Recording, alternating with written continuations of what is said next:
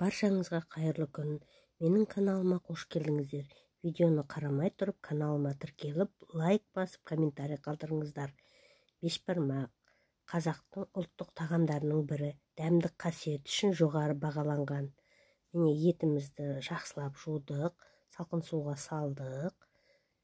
Енді қайнағасын бетіндегі көбігін алып, бұл сиырдың еті аз дегенде 3 сағат қайнатуымыз керек. Етіміз пісті, турап алдық. Енді тұздығымызды бір биязды алып, ортасынан бөліп, жұқалап турадым.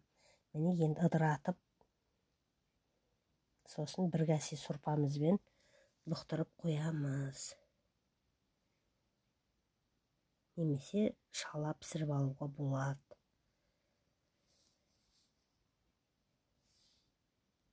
Етіміз пісті, тұздығымызды салдық. Енді картофеліміз бен морковымыз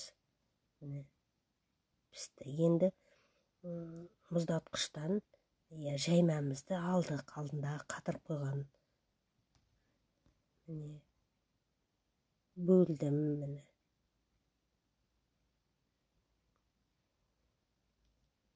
Пышақпен бөлдім. Енді осы нанымызды сорпаға саламыз.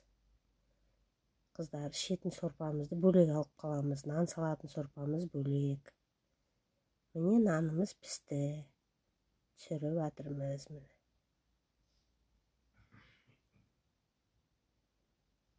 Шолпының көмегімен түсіріп алдық. Керемет, жылтырап тұр. Қыздар, көріп тұрсыздар ғой.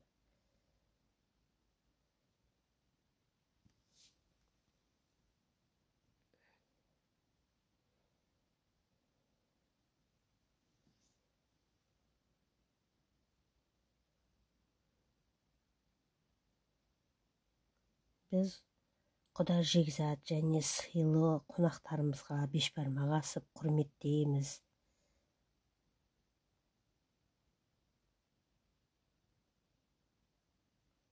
Еттерің енді тұздалмаған ет болса, өздерің тұз саласыңдар. Менің етім соғымның еті, тұздалған, чеснокталған. Міне асымыз әзір.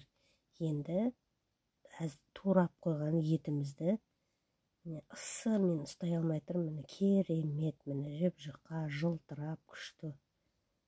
Етімізді салдық. Енді етімізді салып болғаннан кейін картофелімізді, морковымызды, биязымызды.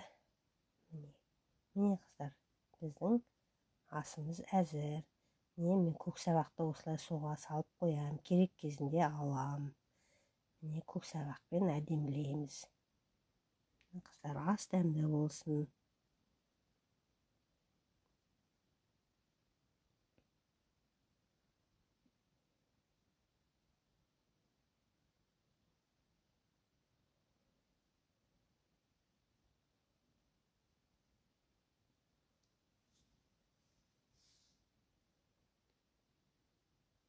Қоңыраушаны басып, лайк басып, комментарий қалдырыңыздар.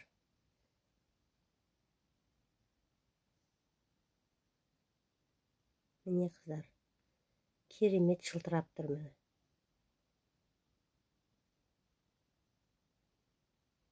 Міне сорпамыз.